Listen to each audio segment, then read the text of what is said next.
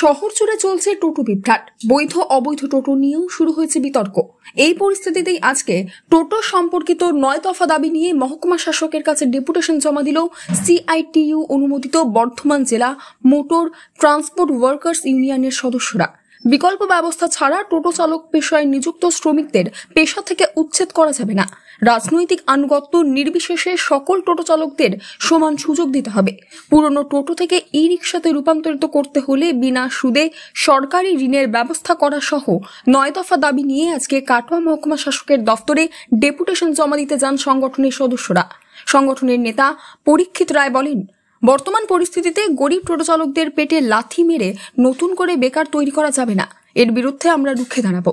এই প্রসঙ্গে তিনি আরো বলেন, আমরা আজকে টোটো শ্রমিকদের যে সমস্যা, তাদের কাছ থেকে জোর করে প্রশাসন, সরকার যে কাজ কেড়ে নিচ্ছে, তার বিরুদ্ধে প্রতিবাদ জানিয়ে আজকে আমরা ডেপুটেশন দিতে এসেছি।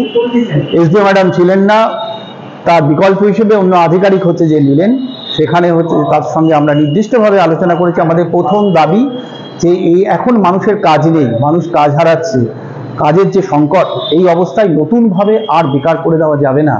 দীর্ঘদিন ধরে যারা টোটো শ্রমিক, যারা হচ্ছে যে টোটোর এই পরিবহন কাজের সঙ্গে যুক্ত, তাদের কাছ থেকে তাদের কাজ কেড়ে নেওয়া যাবে না বিকল্প কাজের ব্যবস্থা না করে।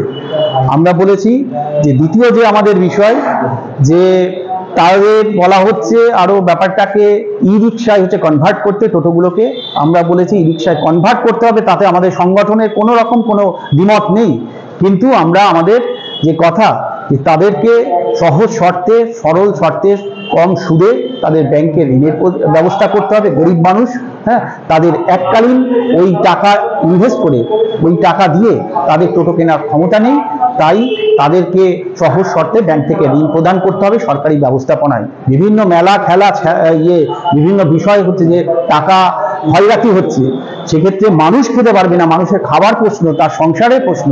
আজকেও আমাদের কাছে অনেক বাচ্চারা টোটো শ্রমিক আছে, তাদের পরিবারের বাচ্চারা তারা ভীষণ আশঙ্কায় আছে, তারা আশঙ্কিত যে তাদের পড়াশোনা কেমন করে যাবে, তারা খাবে কি করে, এই বিষয় নিয়ে তারা খুব আতঙ্কিত। তাই আমরা পরিষ্কারভাবে আমাদের সিআইটির পক্ষ থেকে আমরা বলেছি, গরিব মানুষের পেটে লাথি মারা যাবে না। অবশ্যই সরকারকে সহজ শর্তে হচ্ছে যে ঋণ প্রদান করতে হবে এবং হচ্ছে কম সুদে হচ্ছে যে তার ব্যবস্থা হচ্ছে যে করতে হবে। এই দাবি আমাদের হচ্ছে যে আছে।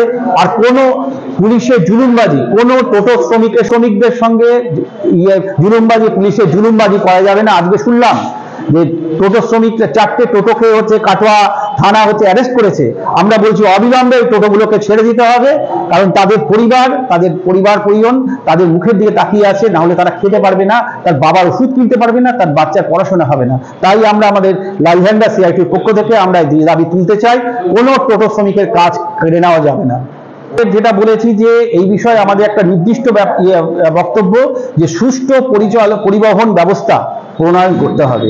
পরিবহন ব্যবস্থার অনেক ত্রুটি আছে, সেখানে ব্যবসায়ীরা ক্ষতিগ্রস্ত, সেখানে সাধারণ নাগরিকরা ক্ষতিগ্রস্ত।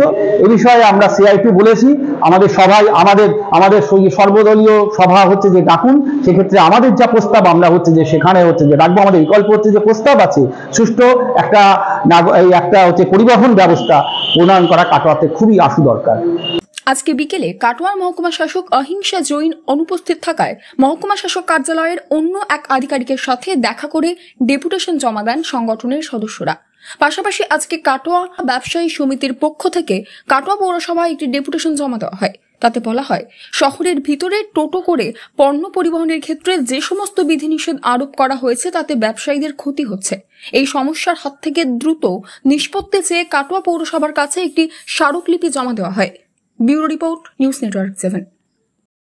হলমার্ক সোনার গহনা কেনার একমাত্র ঐতিহ্যশালী স্বর্ণ প্রতিষ্ঠান শ্রী ধীরেন্দ্রনাথ দত্ত গোল্ড প্রাইভেট